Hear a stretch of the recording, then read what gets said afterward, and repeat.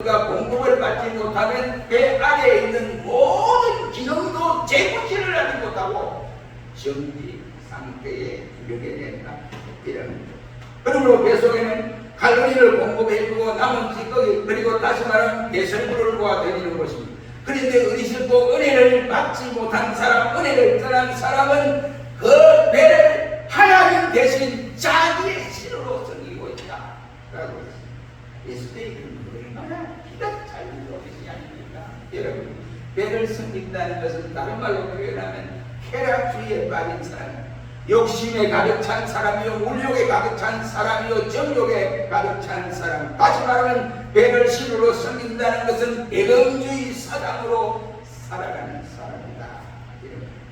스위스 학회에는 50%, 100% 그리고 1000% 이런 자리가 있습니다. 그런데 그 50%에 보면 온 식구가 가손해서 과일을 따는 수확하는 그림이 그려져 있습니다. 이 말은 정당한 노동의 대가를 받고 먹고 살아라 말이에요.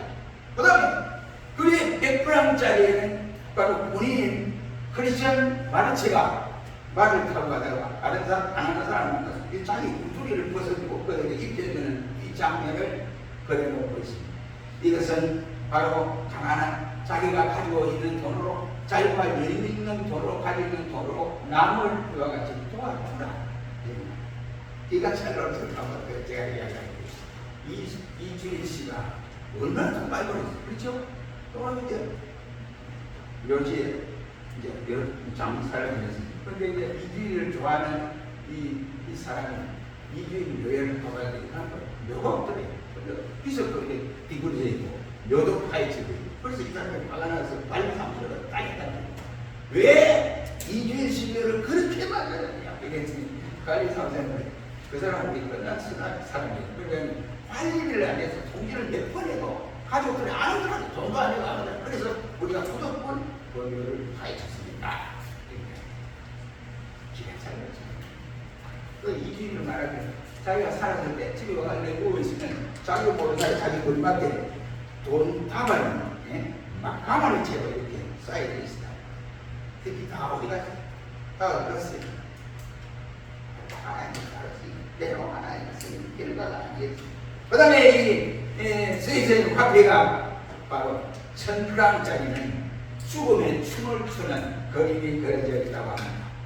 돈으로 먹고 마시고 장락을 즐기고 낭비를 하면 결국 죽고 만나는 교훈입니다. 미국의 돈은 우리는 하나님을 믿습니다 라는 문구가 들어져 있습니다. 여러분 돈이 좋지요. 돈이 뭐 옥장을 원합니다. 그러나 내가 가진 그 돈을 가지고 어떻게 사용하느냐에 따라서 빛이 발할 수 있습니다. 더구나 우리가 죽으면 그 돈을 가지고 죽음의 춤을 추고 죽음의 독약을 마시는 데 쓰게 된다면 안 되는 일이라. 거울이죠. 거울도 유리고 창도 유리입니다. 우리 집이 열면 아마 일부는 보일 거예요. 그런데 이 창도 유리 똑같은 유리입니다. 그런데 거울은 내 얼굴을 볼 수 있습니다. 창은 완전히 튀어가지고 앞면 전체를 보죠. 이 문을 아파도 보이고 다 보일 수 있습니다. 왜 다릅니까? 거울과 유리가 왜 다르냐고. 거울은 뒷면에 수건을 발라놨기 때문에 자기 얼굴만 보여지게 되는 것입니다. 바로 욕심으로 뒷면을 입히면 보이지 않게 된다는 말이 되겠습니다.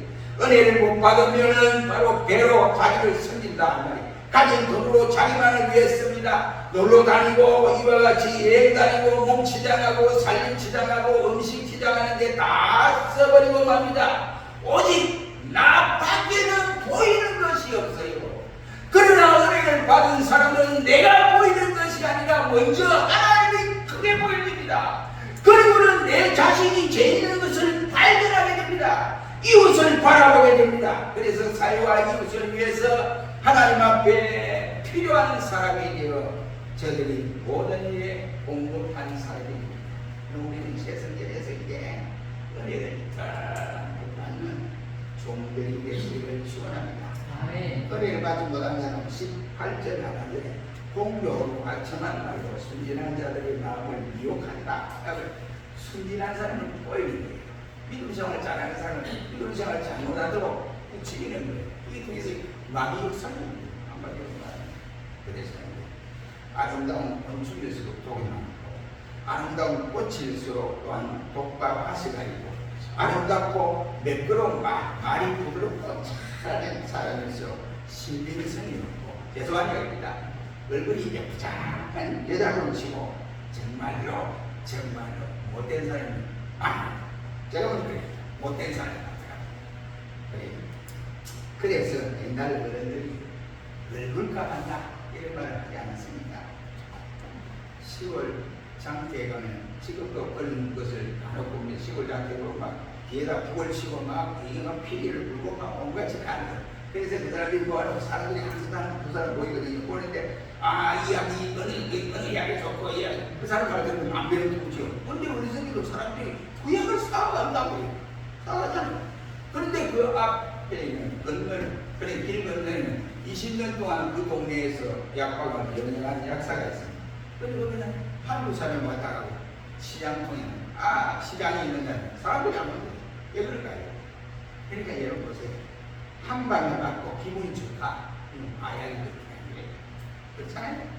한 번 약 한 봉지 끊고 자기 자신이고만 정신을 못 차리고 혼비해진다. 이건 마약 들어가는 거예요. 게임에 넘어가지 말라는 말씀이 되겠습니다. 은혜로운 자리에서 이와 같이 사단의 역사 내에서 게임을 하거든 절대로 그 사람과 동조해서는 안 된다. 은혜를 떠난 사람은 남을 조용한 사람을 믿음을 잘 지키고 신앙생활 잘하려고 하는 사람을 보입니다. 다른 사람의 가서는 안 될 것으로 자꾸 유혹을 하고 있습니다. 우리는 좋은 곳으로 다른 사람을 인도해야 됩니다. 좋은 곳이 어디입니까? 바로 주님을 만나는 예배당이 옵시다. 그리고 주님의 품이라고 할 수 있습니다. 미혹당하지 않게 죄로부로 추원합니다.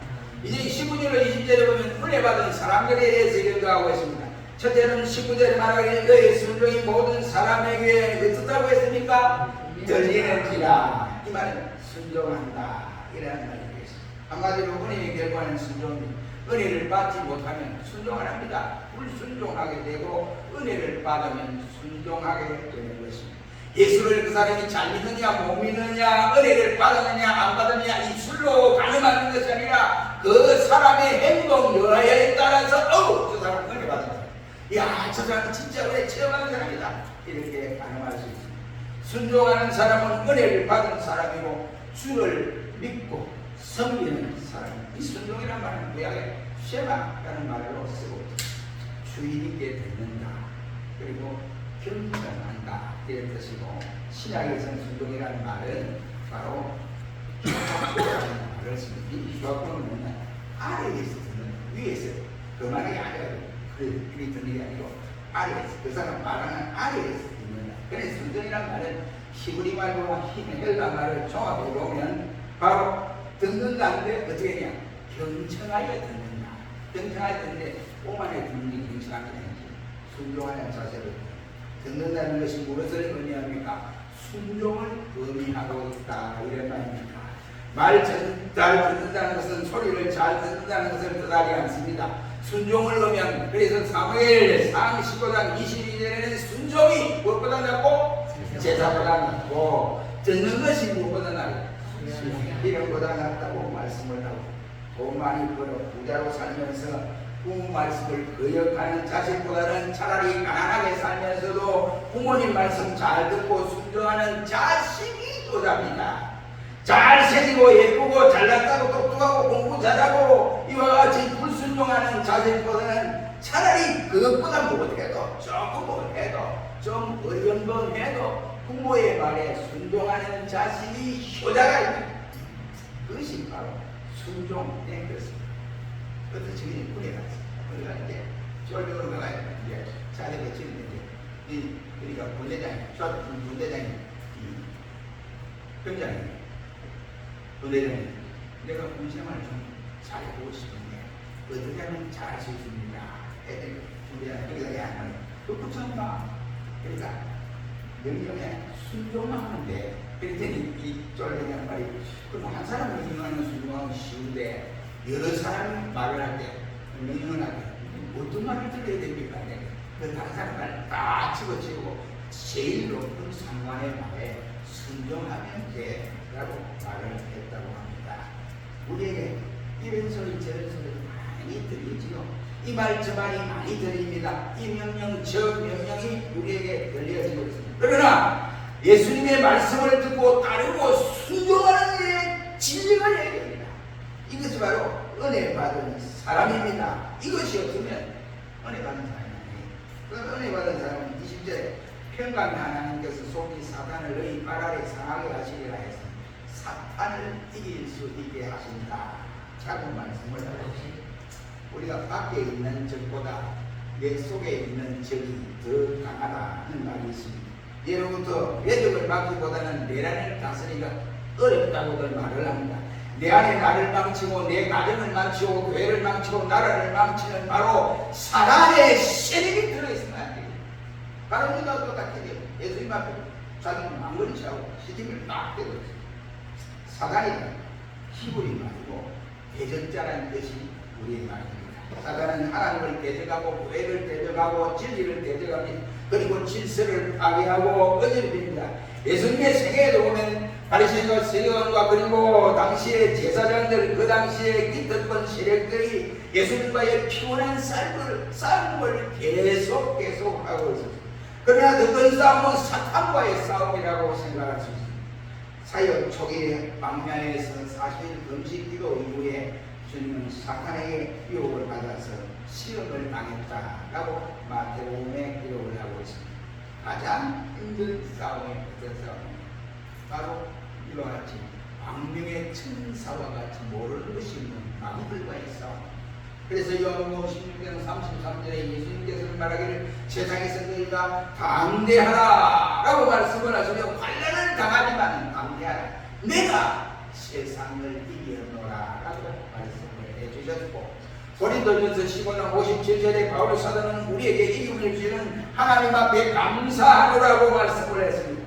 본문에서 사탄을 너희 발 앞에 상하게 해주겠다라고 말씀을 하신 것은 은혜를 받지 못하는 자가 아니라 은혜를 받은 자에게 하나님께서 해주세요.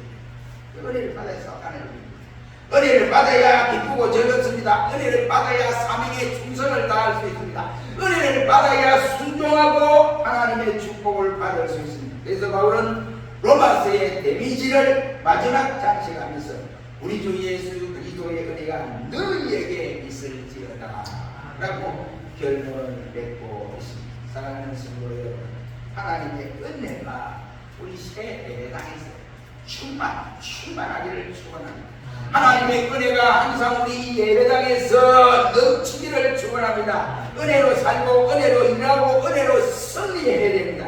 그저 모두 우리 새 예배당에서 은혜를 받고 충성하고 봉사하고 헌신하고 또 사명을 잘 감당하고 순종하는 모든 종들이 되어 은혜 받고 감당하는 종들이 되기를 주의 이름으로 축원합니다. 기도하겠습니다.